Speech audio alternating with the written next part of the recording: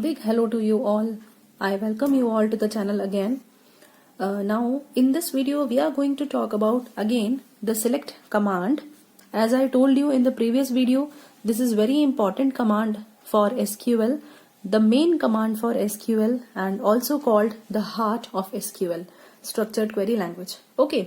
Now इसके पहले वाले वीडियो में जब हमने पढ़ा था तो मैंने आपको बताया था कि सारे फील्ड्स या सारे कॉलम्स कैसे चूज करते हैं या सारे कॉलम्स कैसे सिलेक्ट करते हैं.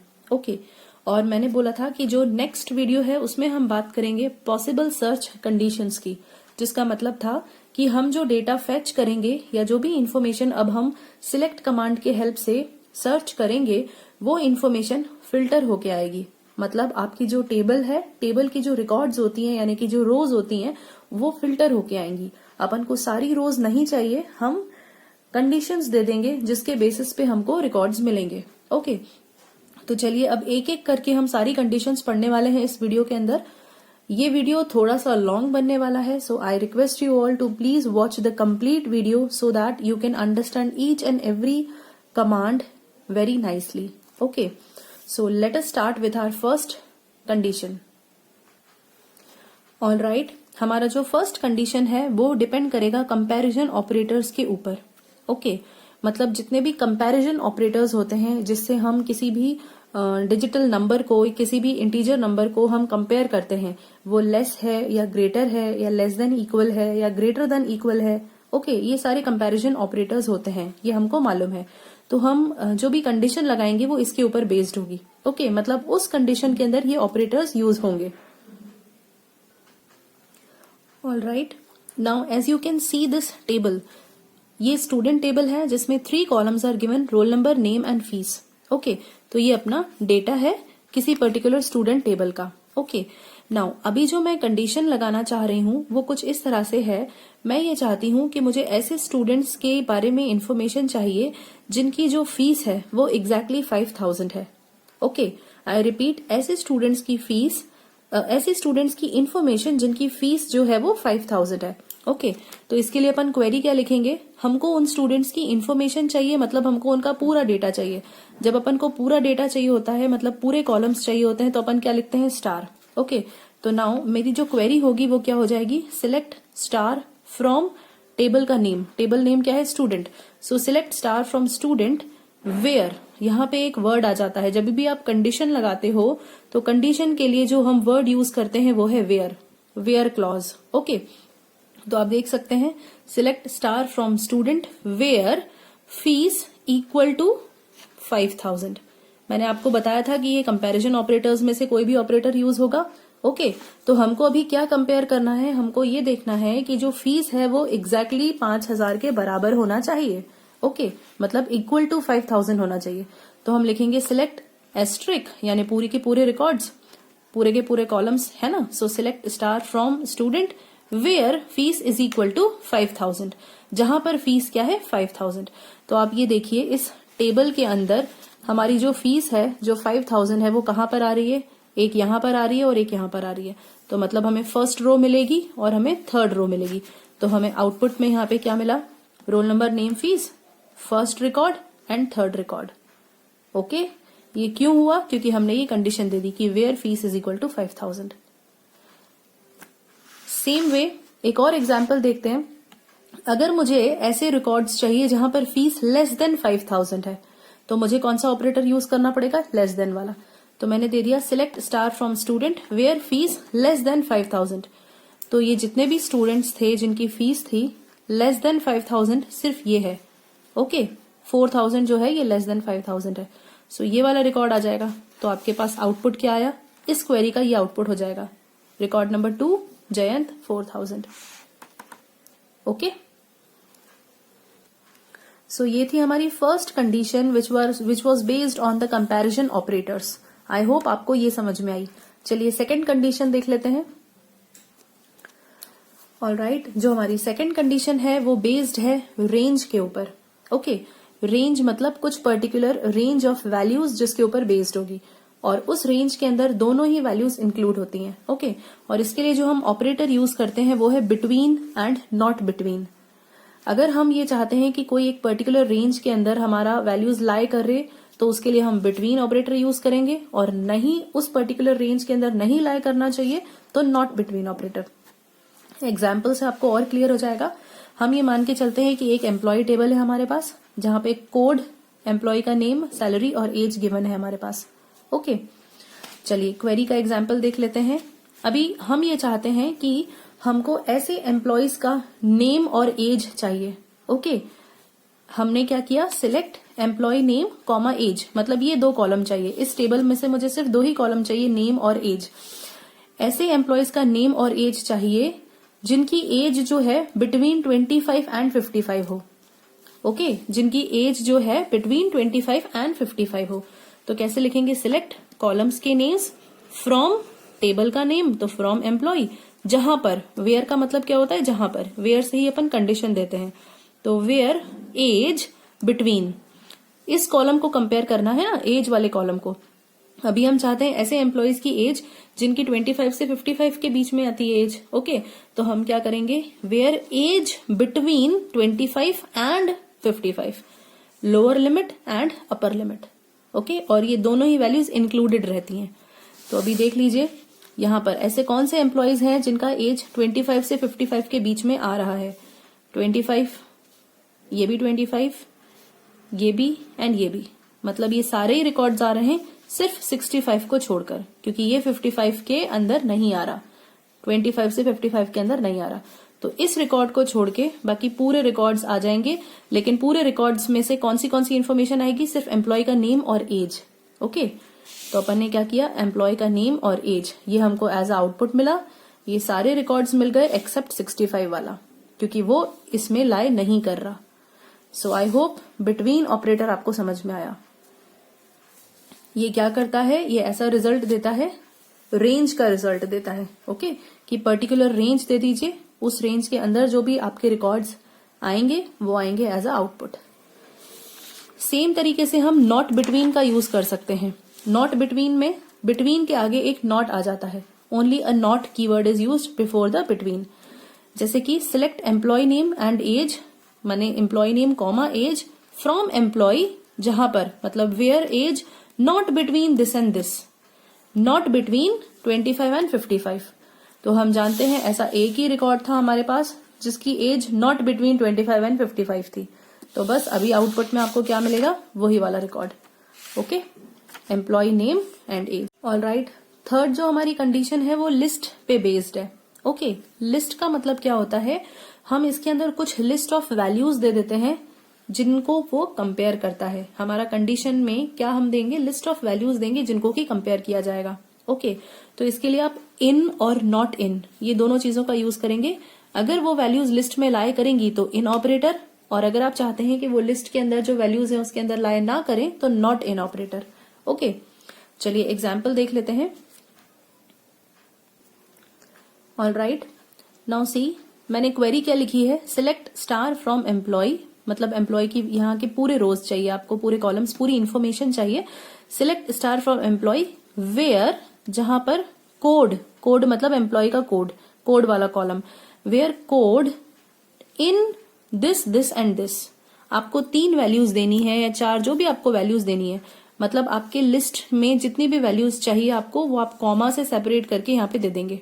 ओके, तो कॉलम का नेम और उस कॉलम की कौन सी वैल्यूज इंक्लूड होनी चाहिए वो कॉमा करके यहाँ पे लिख दीजिए। Okay, so select star from employee where code in this this and this semicolon. मतलब हमको ऐसे एम्प्लॉयज की पूरी इन्फॉर्मेशन यानी पूरी जानकारी चाहिए जिनका की कोड या तो E1 हो या E3 हो या E5 हो।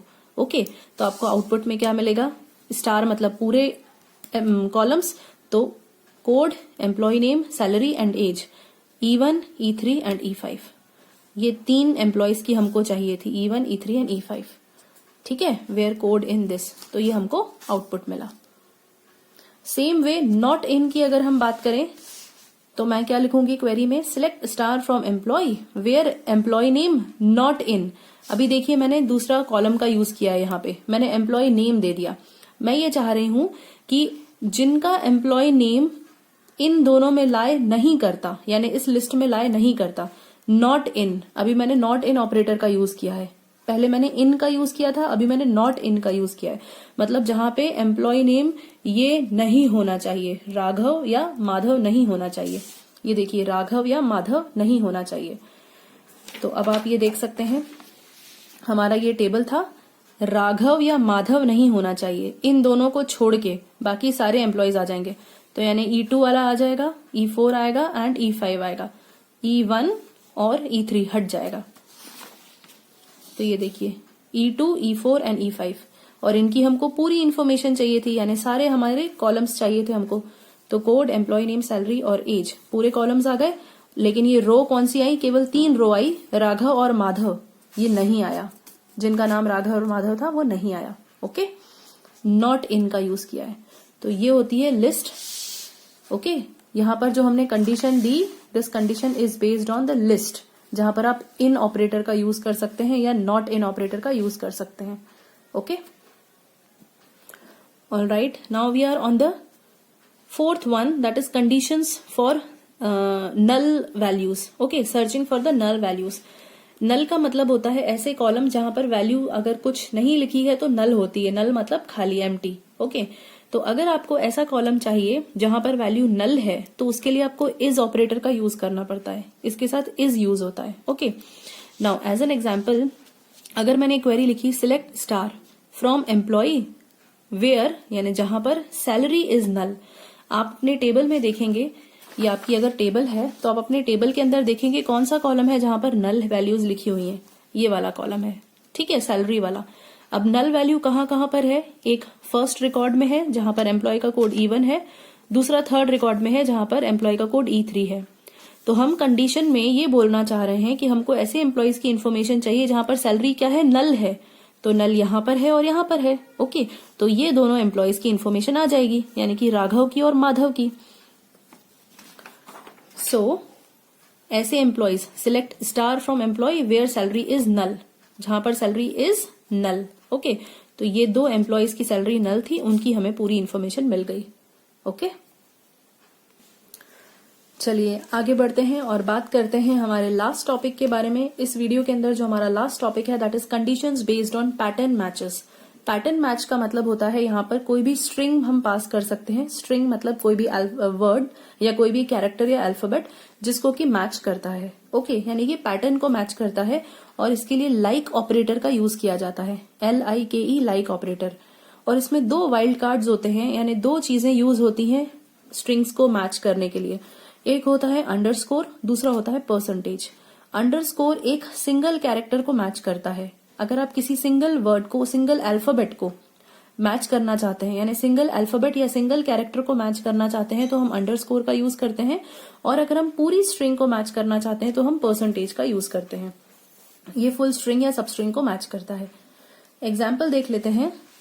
अगर हम ये चाहते हैं कि हमको ऐसे एम्प्लॉयज का नेम और कोड चाहिए जिनका नाम R से स्टार्ट होता है और उनके पीछे कुछ भी आ सकता है, मतलब वो नेम कुछ भी हो सकता है, जैसे कि राघव, रीता, राहिमा, कोई भी नेम हो सकता है। इट इज जस्ट दैट कि वो नेम R से स्टार्ट होना चाहिए, उसका फर्स्ट कैरेक्टर R होना चाहिए। तो हम कैसे लिखेंगे? सिलेक्ट, आपको जो भी कॉलम्स चाहिए उनको लिख दीजिए। अगर पूरे कॉलम चाहिए तो स्टार, और अगर कुछ पर्टिकुलर कॉलम चाहिए तो जैसे कि मैंने आपको बताया हुआ है, कॉलम्स के नेम लिख दीजिए। मुझे अभी सिर्फ 2 कॉलम चाहिए, कोड और एम्प्लॉय नेम, तो मैंने लिख दिया select code comma employee name from, जो टेबल है, टेबल का नाम, तो मेरा टेबल का नाम है एम्प्लॉय, तो फ्रॉम एम्प्लॉय वेयर, यानी कि जहां पर employee name like R% semicolon. इसका मतलब ये हुआ कि जहां पर एम्प्लॉय नेम कैसा होना चाहिए, एम्प्लॉय नेम ऐसा होना चाहिए कि वो R से स्टार्ट हो और उसके पीछे कितने भी कैरेक्टर्स हो सकते हैं। यहाँ पर परसेंटेज लगाने का मतलब कि R से स्टार्ट हो और इसके पीछे, R के पीछे कितने भी कैरेक्टर्स हो सकते हैं। ओके, तो इस तरह से हमें जो आउटपुट में मिलेगा वो क्या मिलेगा? कोड और एम्प्लॉय का नेम, क्योंकि यही दोनों चीजें हमने रिक्वेस्ट करी थी। सो कोड और एम्प्लॉय का नेम, तो कोड है E1 और ऐसा एम्प्लॉय जिसका नेम R से शुरू होता है वो क्या है? राघव। ओके, ये आप देख सकते हैं, ये हमारी जो ओरिजिनल टेबल है इसमें हमारे ऐसे एम्प्लॉयज जिनका नेम R से स्टार्ट होता है वो है राघव। ओके, केवल एक ही नेम है तो इसलिए सिर्फ ये राघव आया यहाँ पर। फाइन, चलिए एक और एग्जाम्पल देखते हैं इसी का। सपोज अगर हम चाहते हैं हमको ऐसे एम्प्लॉयज का नेम चाहिए और कोड चाहिए जिनका नेम Y से खत्म होता है, उनके आगे कुछ भी हो सकता है। अभी इसके पहले हमने देखा था कि R से स्टार्ट होना चाहिए, पीछे कुछ भी हो सकता है। अभी मैं दूसरा एग्जाम्पल देख रही हूं जिसमें मैं ये चाह रही हूं कि एम्प्लॉयज की मुझे जो इन्फॉर्मेशन चाहिए वो कोड और एम्प्लॉय नेम चाहिए। तो लिखेंगे select code employee name from employ, जहां पर एम्प्लॉय नेम लाइक, ओके, ये एज इट इज रहेगा जैसे मैंने आपको ऊपर एक्सप्लेन किया। जहां पर एम्प्लॉय का नेम कैसा होना चाहिए, लाइक %y, मतलब आगे उसके कितने भी कैरेक्टर्स हो सकते हैं, आगे कुछ भी हो सकता है, लास्ट में वो नेम किस वर्ड से एंड होना चाहिए, वो Y से एंड होना चाहिए। ओके, तो चलिए ऐसे कौन से नेम्स हैं देख लेते हैं। ये हमारे पास लिस्ट ऑफ एम्प्लॉयज है। ऐसे कौन से नेम्स हैं जो कि Y से एंड हो रहे हैं, सिर्फ ये नेम है प्रणय। ओके, यही है Y से एंड हो रहा है। तो इसका हमको क्या चाहिए, कोड और एम्प्लॉय नेम। तो हमको आउटपुट में क्या मिलेगा, code and employee name. Okay, तो कोड है E4 और आउटपुट में नेम मिलेगा Pranay. Okay, now one more example, जैसे कि मैंने आपको बताया अंडरस्कोर। अंडरस्कोर का मतलब होता है एक सिंगल कैरेक्टर। ओके, परसेंटेज में हम आगे कितने भी कैरेक्टर्स देख रहे थे। ओके, अभी सिंगल कैरेक्टर के लिए हम क्या यूज करते हैं, अंडरस्कोर। तो चलिए हम ये वाला एग्जाम्पल देख लेते हैं। अभी हमें क्या चाहिए, हमें ऐसी एम्प्लॉयज के नेम्स चाहिए जिनका सेकेंड कैरेक्टर R होना चाहिए और उसके आगे एक सिंगल कैरेक्टर होना चाहिए। आई रिपीट, फर्स्ट कैरेक्टर जो है वो कुछ भी हो सकता है। अंडरस्कोर मतलब यहाँ पे खाली लिखा है, ये खाली डैश है, यानी कि आगे कोई भी एक single character, one single character होना चाहिए, सेकेंड कैरेक्टर उसका R होना चाहिए। देखिए अगर हम यहाँ परसेंटेज लगाएंगे तो मतलब क्या हुआ कि R बीच में कहीं पे आना चाहिए, आगे कितने भी कैरेक्टर्स, पीछे कितने भी कैरेक्टर्स हो सकते हैं, क्योंकि परसेंटेज का मतलब होता है एनी नंबर ऑफ स्ट्रिंग, मतलब इस R के आगे कितने भी कैरेक्टर्स हो सकते हैं, पीछे कितने भी। लेकिन क्योंकि यहाँ पे अंडरस्कोर लगा है तो इसका मतलब R के आगे एक सिंगल कैरेक्टर होना चाहिए और R के पीछे कितने भी कैरेक्टर्स हो सकते हैं। ओके, तो ये वाला जो एग्जाम्पल है इसमें क्या आएगा आउटपुट में, ये देखिए ऐसे कौन से नेम्स हैं जिनका सेकेंड वर्ड जो है वो R है। यहां पर ये देखिए, ये प्रद्युमन जिसके आगे एक सिंगल कैरेक्टर है P, R सेकेंड वर्ड है। सेम वे यहाँ पे प्रणय, इन दोनों में ही कोइंसिडेंटली ये हो रहा है कि दोनों का सेकेंड वर्ड जो क्या है R है और आगे सेम P लिखा हुआ है। ओके, इसके अलावा और कोई नहीं है यहाँ पे एम्प्लॉय जिसका सेकेंड कैरेक्टर R हो।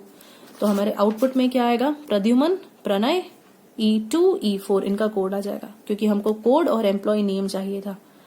Okay, so select code comma employee name from employee where employee name like this.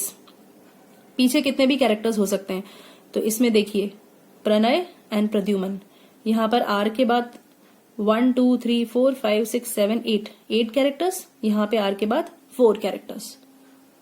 Okay, बस आगे सिंगल कैरेक्टर था।